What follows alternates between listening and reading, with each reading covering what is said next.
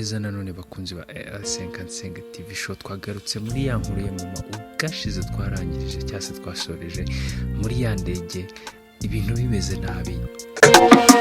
Nguguru ndi nyine indege iri kugenda yabuze balance, iri kugenda ijya hirya igaruka hino, nyine ibintu birakomeye. Gataho ngaho nyine arisudiwe, ari kugerageza gufasha atitaye kuri abantu bari kumunyuzura, atitaye kuri mama bari kumurenganya, atitaye kuri abandi bari kumutera imigeri hasi. Burya reka biba byiza nyine ni umuntu yakuvuga ikintu kibi cyase ni yakugirira ikibi, ariko byiza nuko wamukorera ikintu cyiza, ndetse icyiza rega buri gihe kiraganza. Nawe rero nicyo ari guharanira, ntabwo yitaye ko bamubwiye nabi, ntabwo yitaye ko bamututse, ndetse natwe turi kubona nyine byo wenda bamushinjaga, twe ntituri kubibona kuko turabona ko mu ndege yahangarikishijwe n'abantu, ndetse wa mukecuru uri mu bantu bamutabaye aramwegera aravuga ati mama ntugire ikibazo nyogokuru, uraza kumera neza, ndabizi ko biragenda neza. Ati wenda nta cyizere dufite, wenda ntabwo tuzi niba urunguru turi burucike, ariko ndakwizeza ko ibintu biri bugende neza. Aramwicaza mushyiramo umukandara, amumanana twa tuntu abantu bahumekeramo mu ndege, harakamwambika, aramubwira ati wowe aho uri buze kugera ukumva byanze nyine utangire ugakoreshe, utangire ugende nyine umeze neza kugira ngo utaza kugira ikintu kibati, kandi sinshaka kubura. Umukecuru ari gutitira, ari kumubwira ati mwana wanjye ntabwo nzi ibi bintu niba ndi bubikire, ntabwo nzi ibi bintu nyine, ntabwo mbizi, mfite ubwoba mfite ubwoba bwinshi, ndikumva nshaka kujya kuri tuwarete, ndikumva ibintu biri gukomera. Gusa yaramubwiye ati wihangane, tuza kandi uri buze gukira. Ati ahubwo reka njye gufashanura mama mutwite, nawe ndebe ko nyine yaba ameze neza. Kandi urabona ko afite nyine afite umwana muri we, afite undi muntu muri we, byanga binoga reka nze nawe mufashe. Aravuga ati ahubwo igira hirya nze mbicazanya kugira ngo menye ukuntu mbitaho, menye ukuntu mbafasha, cyane ko nyine umwe n'umukecuru undi n'umumama utwite, bose uri kumva ko nta ntege bafite, rero agomba kuba hafi. Yaragiye indege iri kugenda yicurika igira ute, yaragiye agerageza uburyo bwose aza n'uwo mudamu utwite, aramuzana amwicazanya n'uwo mukecuru, aravuga ati ndabitaho nimugire ikibazo. Aravuga ati sinzi ikintu nabitura, wenda kuba mwabashije kundwanaho nanjye igihe twari turi hanze nkageramo hano nta bibazo bibaye, mukaba mwamagazeho nyine mutitaye ku byo wenda nakoze cyangwa se mutitaye ku byabaye. Nanjye rero reka nze mbiture nyine, nanjye ikintu icyo nabitura. Wenda ntabwo nababwira ngo indege neza kugwa, wenda ngo naza kubarokora, naza kugira ute, ariko mu gihe cyose itaragira ikibazo, mu gihe cyose tukirimo hano mu kirere, ndabizeza ko ndababa hafi kandi ndakora ibishoboka byose. Umama utwite aramubwira urakoze byibura aka kanya, ubuzima bw'umwana wanjye buri mu biganza byawe, ubuzima bw'umwana wanjye buri mu maboko yawe, niyo nge napfa ariko byibura ntabarira umwana. Baramubwira ati hoya ntugire ikibazo njyewe nta gupfa ntacyo uba. Ati wowe umenye ko ni urajya gupfa ngenda banatangiye kunuka, urajya gupfa nyine nge napfuye kare. Ati igishoboka cyose ndagikora we ntugire ikibazo. Arangije aravuga ati mwese mugerageze, nyine bavugira hejuru, aravuga ati mwese mugerageze, buri muntu wese yicare mu ntebe ye, yicare neza, yambare tuno tuntu dutanga umwuka. Agenda aravuga ati mwicare, wumva bimugoye kugira ngo agafate, ndaje nkamwegera ambwira aho ari, ndaje nkamwegere nkamuhereze. Ati mwese mwambare imikandara. Ati murabona ikirere kiri kugenda kiba kibi, murabona ibintu biri kugenda biba nabi, mugerageze mwifate, kuko nimutera hejuru mugatonganya pilot dutwaye, nawe si we nyine niba habayeho impanuka zibaho mu buzima bwa buri munsi.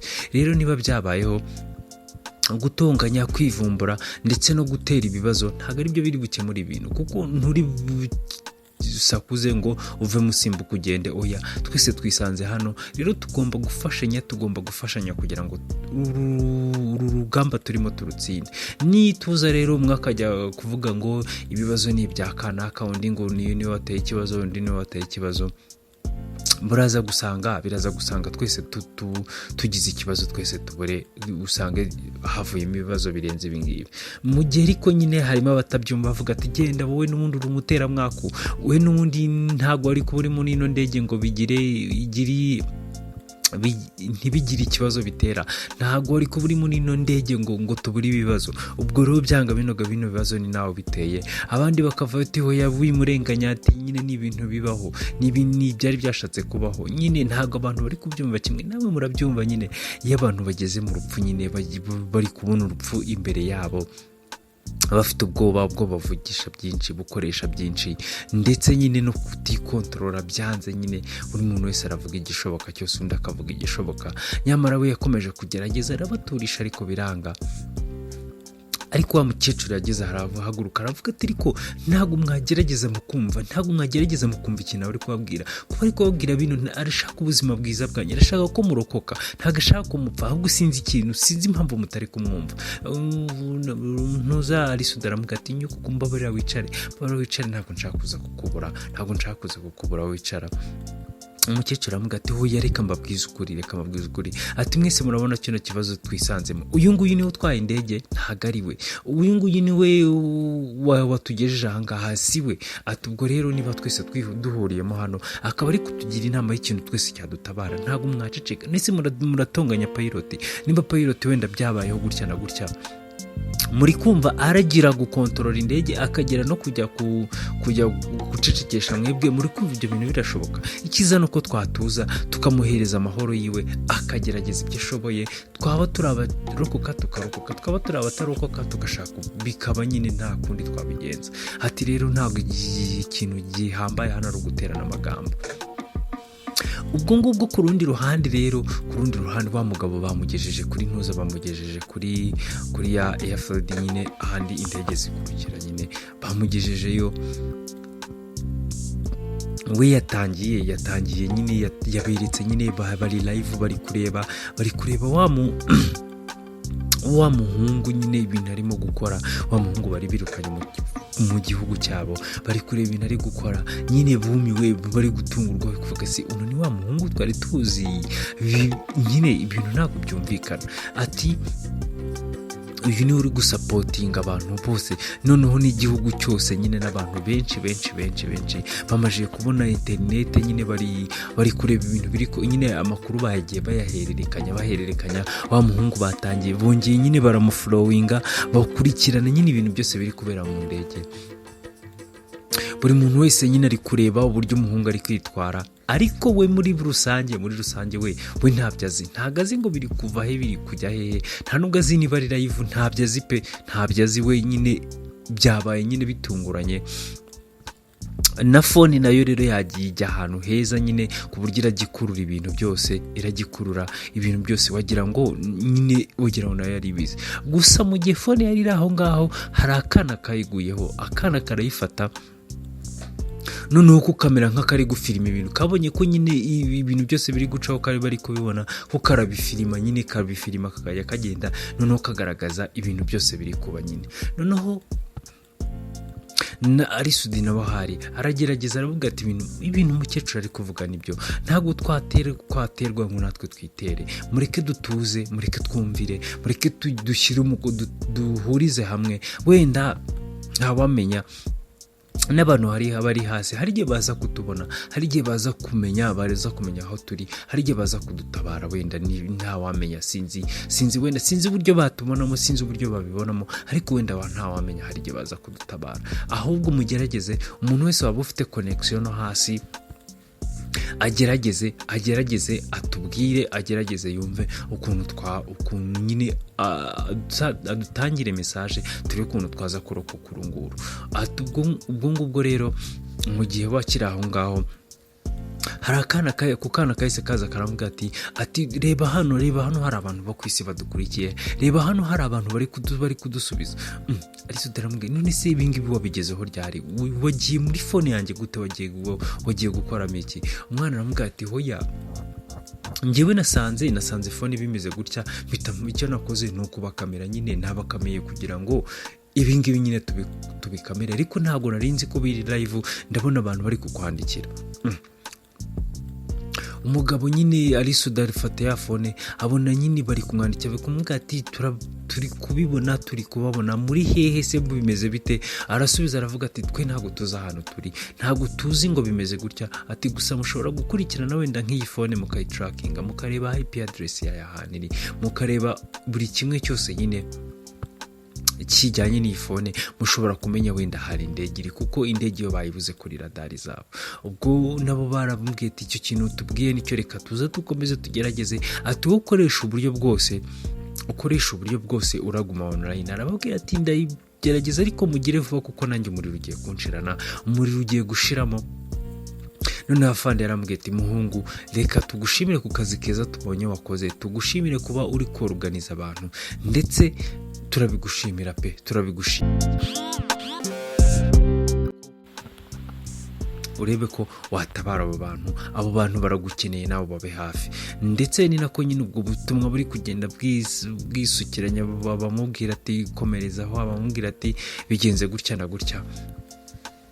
Nyine nawe urabyumva muri iyo situation, abari kumugata aho ngaho harimo abantu bacu, wareka tukavugana nabo. Gusa ako kanya nyine ntabwo buri muntu wese yabasha kuvugana n'umuntu we, ntabwo buri muntu wese yabasha kuvugana na buri muntu wese bafite icyo bapfana, cyane ko noneho ubwo n'indege yizunguzaga, bamwe amatelefone bagiye bayata, bamwe bagiye bagira gute, abandi bava ku ntebe bajya ku zindi, nyine biragoye cyane.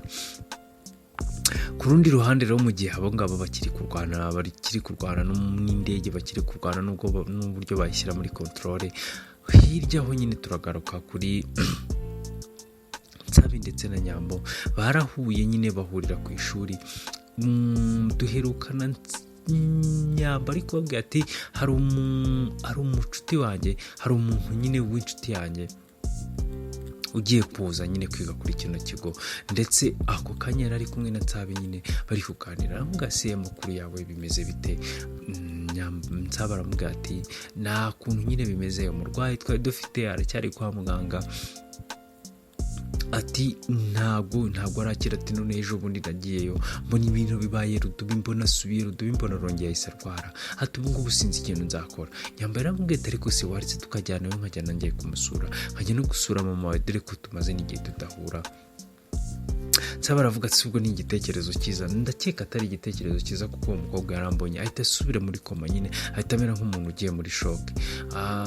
Nyambo aravuga ati ariko se nta kibazo, erega nyine birashoboka, niba warambwiye ko yafashwe ku ngufu, niba warambwiye ko bamuhohoteye, byanga binoga abantu b'abagabo bagomba kumutera ubwoba. Ntabwo nyine ari ibintu uza ngo uhite wakira ku kanya, ntabwo ari ibintu wahita uvuga ngo urahita wishyiramo. Buriya yagerageje kubona umugabo cyangwa se yumvishe ijwi ry'umugabo, byanga binoga riramuhabura, kuko nyine akimara kumva ko yafashwe ku ngufu. Nawe urabyumva nyine, nawe urabyumva, ngenda byumva kuko ndi umukobwa, buriya na mama wawe arabyumva. Ni nayo mpamvu yafashe umwanzuro wo kutazamusiga, wo kutazamurekera hariya.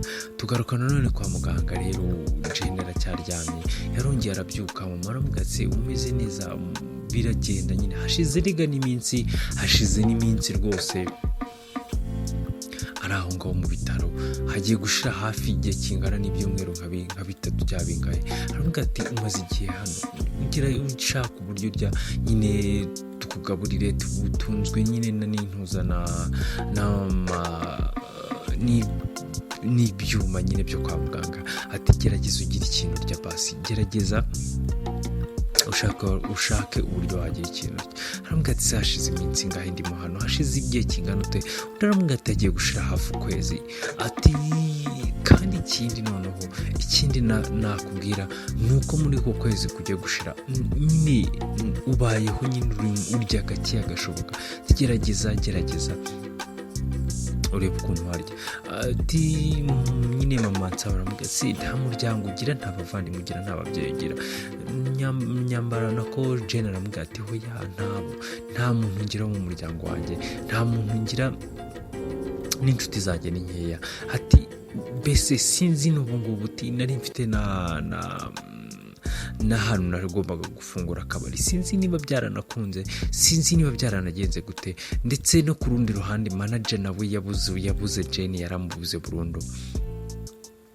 Gusa we yaravuze ati aka kabari nyine ku bwa Jane ngomba kugakora, ngomba kubikora byibura we niba hari naho yagiye cyangwa se niba atazanagaruka, ariko byibura iki ni cyo kintu kizakinyibutsa Jane. Ndetse kuba n'amafaranga n'ubundi bintu byose nyine byari byarageze kuri gahunda, kuri kumva ntabwo ikintu cyaba kibura umunsi umwe. Ikintu iyo kibura umunsi umwe ngo bakironcinge, kiba n'ubundi finance ku rwego rwayo cyangwa se no ku rwego rw'imyiteguro. Ibintu byose biba byari biri muri gahunda, nyine biba bimeze neza. Gusa akiri aho ngaho yagiye kubona abona message iramubwira ati ni Jane, ndi kwa muganga, ntabwo waza ngo ndebe aha n'aha. Yahise avuga ati ewa Jane ndamubonye ari kwa muganga, reka nihute njye kumureba. Nyine ubwo nuko nguko natwe agace kacu karangiye. Ese bari sudi indege bizagenda bite? Ese Jane azasubira mu kazi? Nyine n'amatsiko kandi amatsiko nta kundi yazashobotse gukurikirana kandi gace k'ubutaha uretse gukurikirana kandi gace k'inkuru ya Jane ubwo, cyangwa se nako inkuru ya mama, y'ukuntu mama ubuzima bwe bwaje kugenda nyuma yo gufatwa ku ngufu, nyuma yo kumbyara. Ese byagenze bite?